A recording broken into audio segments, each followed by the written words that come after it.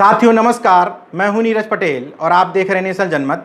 2014 के लोकसभा चुनाव के दौरान राष्ट्रीय स्तर पर एक नए नेता का उभार हुआ, नरेंद्र दामोदर दास मोदी। चूंकि राष्ट्रीय स्वयंसेवक संघ और भारतीय जनता पार्टी दोनों को ही सवर्ण वर्चस्व की पार्टी और संगठन माना जाता है, ऐसे में इन दोनों की तरफ से पिछड़े वर्ग के किसी नेता का प्रधानमंत्री पद के लिए चेहरे के रूप में सामने आना देश के पिछड़े वर्ग के लिए एक बड़ी घटना थी। चूंकि आरएसएस और दक्षिणपंथी विचारधारा से जुड़े हुए रणनीतिकार ये बहुत अच्छी तरह से जानते थे कि भारतीय जनता पार्टी की अगर सत्ता में वापसी करानी है तो उसके लिए देश के बहुसंख्यक पिछड़े वर्ग को अपनी तरफ आकर्षित करना जरूरी है। इसके लिए नरेंद्र दामोदर दास की जाति, यानी कि ये बार बार हाईलाइट किया गया चुनाव प्रचार के दौरान कि वो पिछड़ी जाति से आते हैं। हिंदुत्व के चेहरे को कमोबेश पिछड़े वर्ग की राजनीति से पीछे रखने की कोशिश की गई। देश में पिछड़े वर्ग ने भी सोचा कि ऐसे संगठन जिनको सवर्ण जातियों का संगठन मूलतः माना जाता है, वो हमारे पिछड़े वर्ग से किसी व्यक्ति को प्रधानमंत्री बना रहा है। ये सोच रखने के बाद स्थानीय यानी कि क्षेत्रीय पार्टियों का मोह दरकिनार करते हुए झोली भर भर के वोट डाले गए नरेंद्र दामोदर दास मोदी जी के नाम पर। 2014 के बाद 2020 आते आते उस पिछड़े वर्ग के साथ क्या हुआ, ये बताने के लिए सिर्फ सुब्रमण्यम स्वामी का एक बयान ही काफ़ी है, जो जयपुर में उन्होंने एक साहित्य फेस्टिवल के दौरान दिया था। सुब्रमण्यम स्वामी जो रणनीतिकार माने जाते हैं, हिंदुत्व का चेहरा माने जाते हैं, उन्होंने एक बयान दिया था कि भारतीय जनता पार्टी के राज्य में हम आरक्षण खत्म नहीं करेंगे, लेकिन आरक्षण को उस सीमा तक ले आएंगे जहां उसके होने ना होने का कोई मतलब नहीं रह जाएगा। उनके इस बयान को इस लाइन से भी समझ सकते हैं कि देश के पिछड़े वर्ग को छोटी गंगा बता करके जैसे नाले में कुदा दिया गया हो। तो पिछड़े वर्ग के लोगों के लिए मोदी सरकार की तरफ से पेशे खिदमत है रोहिणी कमीशन और शर्मा कमीशन। रोहिणी कमीशन के माध्यम से पिछड़े वर्ग को 3 हिस्सों में बांटने की कवायद चल ही रही थी। उसी बीच में शर्मा जी की यानी कि बीपी शर्मा की कमेटी ने अपना एक प्रस्ताव दे दिया। उसने कहा कि जो क्रीमी लेयर का दायरा 8 लाख था उसको 12 लाख कर दिया जाए। तमाम सारे सवर्ण मीडिया ने इसी तरह की हेडिंग लगाई कि क्रीमी लेयर का दायरा जो 8 लाख था वो अब बढ़ा करके 12 लाख कर दिया जाएगा। लेकिन उसने ये नहीं बताया कि पीछे से ओबीसी का आरक्षण खत्म करने के लिए उसके गले पर छुरी चलाने जैसा काम हुआ है। इसलिए क्योंकि पहले जो क्रीमी लेयर लगा हुआ था वो ही मेरी नज़र में असंवैधानिक है। चूंकि प्रधानमंत्री जी की जाति खुद पिछड़े वर्ग में आती है तो स्वाभाविक तौर पर उनको पता होगा कि पिछड़े वर्ग में किसी भी जाति को लाने का दायरा मंडल कमीशन द्वारा तय किया गया था। सामाजिक एवं शैक्षणिक रूप से पिछड़े, आर्थिक पिछड़ेपन की उसमें बात इसलिए नहीं थी क्योंकि आज भी पिछड़े वर्ग से, दलित वर्ग से या सवर्ण वर्ग से अगर कोई व्यक्ति आईएएस बनता है, तीनों का स्टेटस एक बराबर नहीं रहता है। इस देश में किसी का नाम लेना ठीक नहीं है। संवैधानिक पदों पर बैठे हुए लोगों के साथ भी बड़े बड़े पदों पर जो देश के सर्वोच्च पद माने जाते हैं, उन पदों पर बैठने के बाद भी जाति को लेकर के मंदिरों में उनके साथ दुर्व्यवहार की घटना देखी जाती है। इसका मतलब इस देश में स्टेटस पद से नहीं जाति से तय किया जाता है। इसलिए संविधान निर्माताओं ने पिछड़ेपन का आधार सामाजिक एवं शैक्षणिक रखा था, आर्थिक नहीं रखा था। तो फिर किस आधार पर 1993 में कोर्ट ने डिसीजन दे दिया? खैर कोई बात नहीं, क्रीमी लेयर लागू हो गया। पिछड़े वर्ग के एक प्रधानमंत्री मिले। पिछड़े वर्ग को उम्मीद हुई कि हम आगे मांगे रखेंगे, जैसे जातिवार जनगणना की मांग रखेंगे, हम कहेंगे हमें ओबीसी का मंत्रालय दे दीजिए, हम उनसे ये मांग रखेंगे कि क्रीमी लेयर असंवैधानिक है उसको खत्म कर दीजिए, अगर एससी एसटी के लिए लागू नहीं है तो हमारे लिए भी लागू नहीं होना चाहिए। असली मांग यही होनी चाहिए थी। लेकिन हम आगे बढ़ते उसके बजाय हमें पीछे जाना पड़ रहा है। जो हमें मिला हुआ था उसको बचाने के लिए भी हमें मशक्कत करनी पड़ रही है। दरअसल बीपी शर्मा जी ने जो अपनी रिकमेंडेशन दी है उसके अनुसार उन्होंने क्रीमी लेयर का दायरा 8 लाख से बढ़ाकर 12 लाख करने की बात तो कर दी है, लेकिन खेल समझिए, उस 12 लाख में उन्होंने कहा है कि कृषि आय और सैलरी दोनों को जोड़ लिया जाए। इसका मतलब अगर किसी के घर में 2-2 लोग चपरासी भी हैं और केंद्रीय सेवा में वो नौकरी कर रहे हैं तो उनके बच्चे को आरक्षण नहीं मिलेगा। हालांकि अभी स्पष्ट नहीं है कि परिवार के दोनों लोगों की इनकम को जोड़ा जाएगा या नहीं जोड़ा जाएगा, लेकिन इतना तय कर दिया गया है कि अगर किसी पिछड़े वर्ग के किसान के पास 10 हेक्टेयर भूमि है और 10 हेक्टेयर भूमि में भी केवल 4 हेक्टेयर भूमि अगर सिंचित है तो उसका बच्चा क्रीमी लेयर के दायरे से बाहर होगा। पहले से जो 1993 की व्यवस्था चली आ रही थी उसके अनुसार अगर कोई भी व्यक्ति संवैधानिक पद पर बैठा हुआ है, ग्रुप ए या क्लास 1 का अधिकारी है, तो उसके बच्चे को क्रीमी लेयर में मानते हुए आरक्षण का लाभ नहीं मिलेगा। पहले से जो 1993 की व्यवस्था चली आ रही थी उसके अनुसार अगर कोई भी व्यक्ति संवैधानिक पद पर बैठा हुआ है, ग्रुप ए या क्लास 1 का अधिकारी है, तो उसके बच्चे को क्रीमी लेयर में मानते हुए आरक्षण का लाभ नहीं मिलेगा। पीएसयू यानी कि पब्लिक सेक्टर अंडरटेकिंग में ये भी व्यवस्था नहीं लागू थी। वहाँ पर तो नियम था कि सैलरी के हिसाब से तय की जाती थी, यानी कि पहले से ही लगातार ओबीसी के आरक्षण को काटने की कोशिश की जा रही थी, जिसको बढ़ा करके शर्मा कमेटी ने अब जो निर्णय दे दिया है, अगर ये एज इट इज लागू कर दिया जाता है तो निश्चित तौर पर ओबीसी का एक वो वर्ग जो अपने बच्चों को ठीक से पढ़ा पाता है, उसके बच्चों को ओबीसी का आरक्षण मिल ही नहीं पाएगा।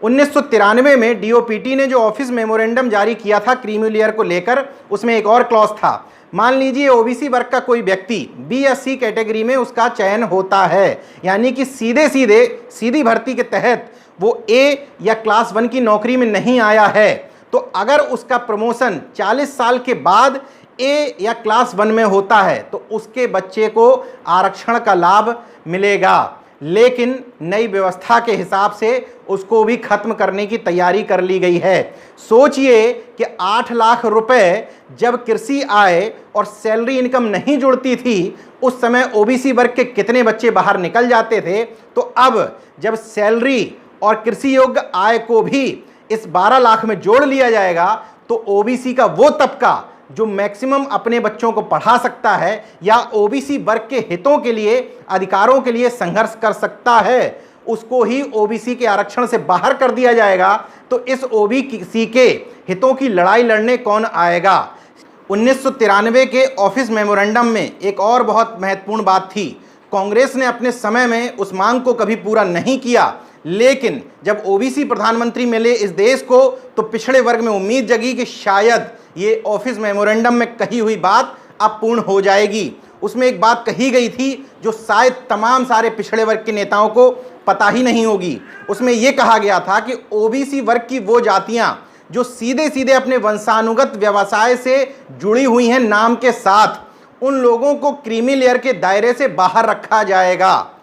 समझा देता हूं आपको सही से। जैसे नाई, सीधे सीधे ये जाति अपने व्यवसाय से जुड़ी हुई है।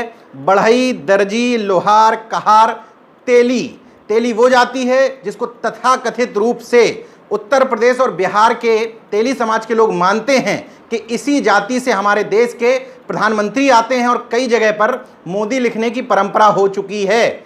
इसलिए ये तमाम सारी जातियों को उम्मीद थी कि अगर हमारे पिछड़े वर्ग से कोई प्रधानमंत्री बनता है तो कम से कम 1993 के इस ऑफिस मेमोरेंडम का सम्मान करते हुए इन वंशानुगत व्यवसाय वाली जातियों को क्रीमी लेयर की परिभाषा से, दायरे से बाहर रखेगा। लेकिन 1993 से अभी तक ऐसा नहीं हो पाया, बल्कि अभी तक जो हासिल भी था वो भी छीनने की कोशिश की जा रही है। वो तो शुक्र मनाइए कि मध्य प्रदेश के सतना से भारतीय जनता पार्टी के सांसद और ओबीसी पार्लियामेंट्री कमेटी के चेयरमैन गणेश सिंह और राष्ट्रीय पिछड़ा वर्ग आयोग के प्रयासों से अभी तक ये मुद्दा जीवित है, यानी कि आपके और आपके नकारा नेताओं के संघर्ष करने लायक बचा है, वरना कब का ये मुद्दा खत्म हो जाता। गणेश सिंह अकेले पहली बार ये बधाई के पात्र नहीं हैं। इस बार तो उन्होंने हिम्मत करते हुए भारतीय जनता पार्टी के 112 पिछड़े वर्ग के सांसदों को पत्र लिखा है। इससे पहले भी वो केंद्रीय विद्यालय और जवाहर नवोदय विद्यालय के आरक्षण के लिए लड़ते हुए, संघर्ष करते हुए देखे गए थे।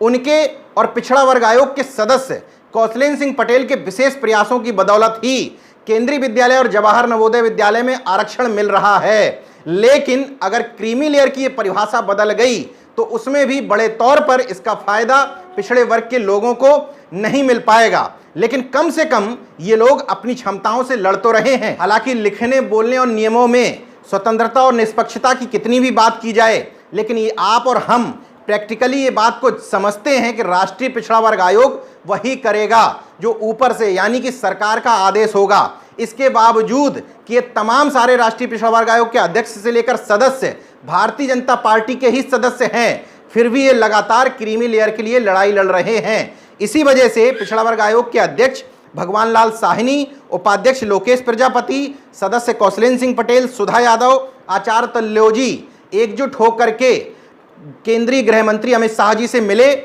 और इस मामले में अपनी क्षमता के मुताबिक विरोध भी दर्ज कराया कि क्रीमी लेयर की परिभाषा बदलने का अच्छा संदेश नहीं जा पाएगा। इतनी ही इन लोगों की क्षमताएं हैं। गणेश सिंह जी और ये अपनी क्षमताओं से काम कर रहे हैं, लेकिन हमारी आपकी जिम्मेदारी है सबसे पहले सत्ता में शामिल पिछड़े वर्ग के नेताओं को और उसके बाद दलित वर्ग के नेताओं को झकझोरना है कि कम से कम सांसद गणेश सिंह का पत्र देख करके, राष्ट्रीय पिछड़ा वर्ग आयोग की सक्रियता देख करके इन लोगों को मजबूती देने के लिए कुछ नहीं कर सकते तो इनके साथ में खड़े ही हो जाएं।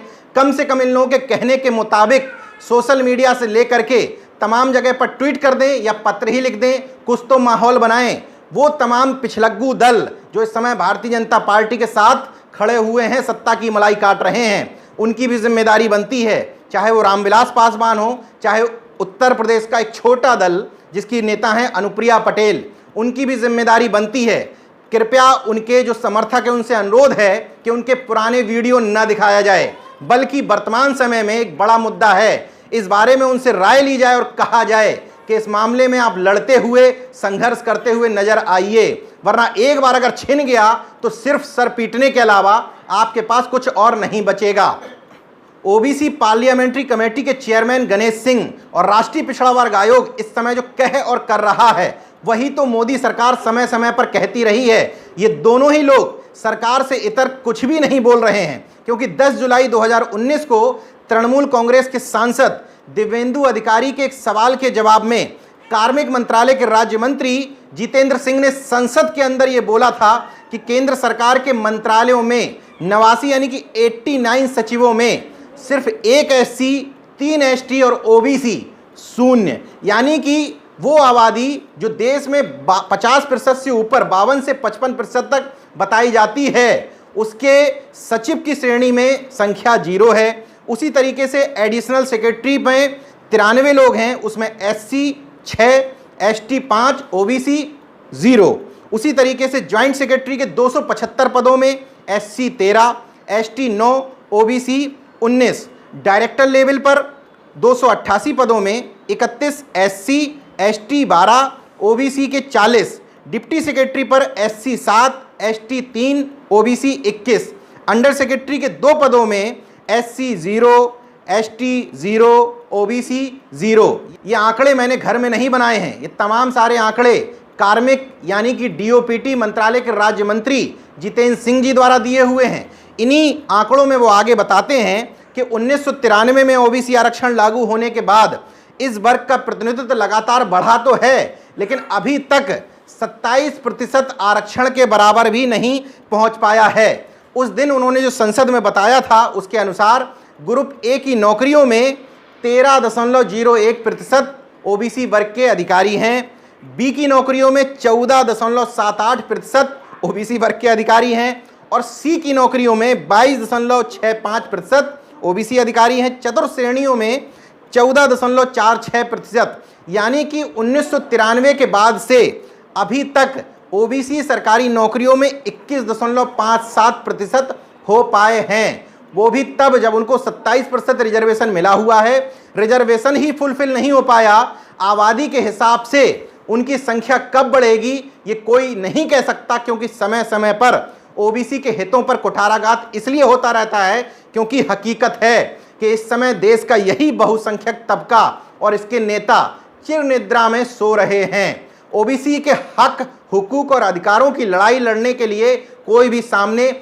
नहीं आ रहा है। भारतीय जनता पार्टी और सत्ता के नेताओं को क्या कोसा जाए, जो नेता विपक्ष में हैं, यानी कि जो लोग उस समय मंडल मसीहा कहे जाते थे और मंडल कमीशन की लड़ाई लड़ रहे थे, चाहे वो लालू यादव हो, उनके बेटे सांध बैठे हैं, चाहे मुलायम सिंह यादव हो, उनके बेटे अखिलेश यादव, जो तेजस्वी यादव से एक स्टेप आगे निकल करके मुख्यमंत्री भी रह चुके हैं, लेकिन इन तमाम सारे मुद्दों पर खामोश रहते हैं। उनका ट्विटर भी नहीं बोल पाता है, यदा कदा ट्विटर बोलता है, लेकिन सड़क की राजनीति ये लोग पूरी तरीके से भूल चुके हैं। रामविलास पासवान के बेटे अब सक्रिय हैं, लेकिन वो भी खामोश हैं। और बहन जी का क्या कहना, मायावती जी तो शायद अब ट्विटर पर उतना ही बोलती हैं जितना मिश्रा जी से उनको अनुमति मिल जाती है।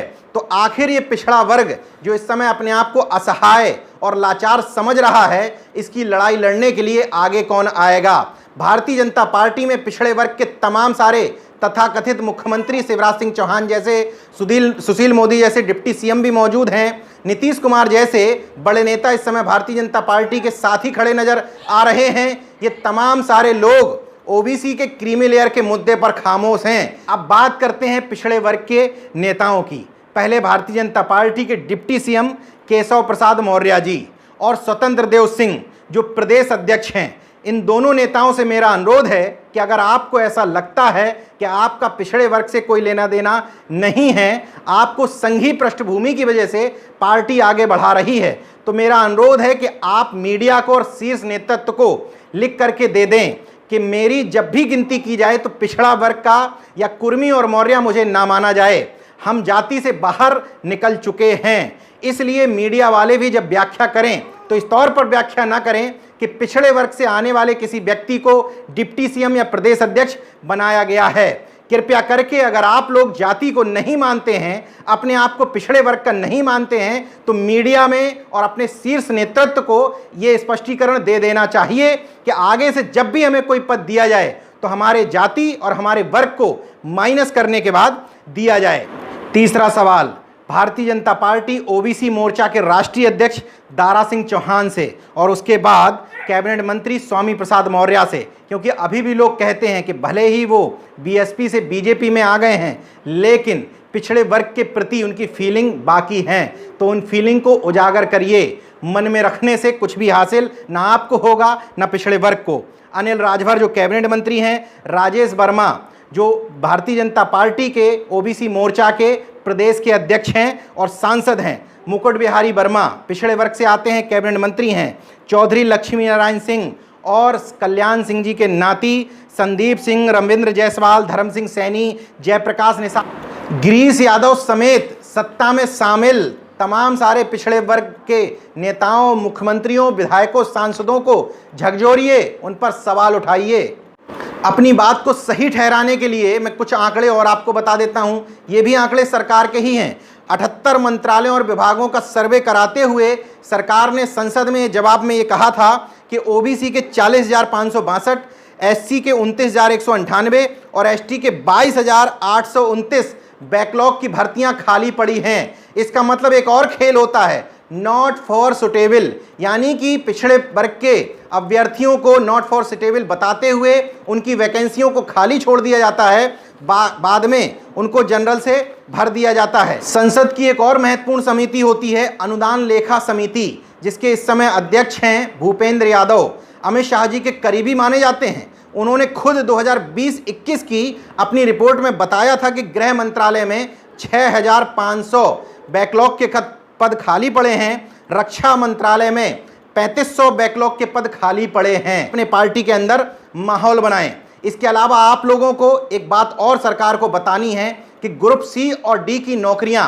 ज़्यादातर आउटसोर्सिंग यानी कि ठेकेदारी प्रथा से भरी जाने लगी हैं। अगर क्रीमी लेयर का ये स्वरूप बदलता है तो आपके पास ए की जो नौकरियां हैं उसमें के बच्चों को आरक्षण मिलेगा नहीं, सी और डी ग्रुप की जो नौकरियां हैं उसमें आरक्षण लागू नहीं है। तो सबसे पहली तो ये डिमांड होनी चाहिए कि सी और डी की नौकरियों में भी ओबीसी, एससी, एसटी के लिए आरक्षण लागू किया जाए, क्योंकि अब ये ज़्यादातर नौकरियां बिना आरक्षण के भर ली जाती हैं। यहाँ पर भी सवर्णों का वर्चस्व और बोलबाला बढ़ता चला जा रहा है।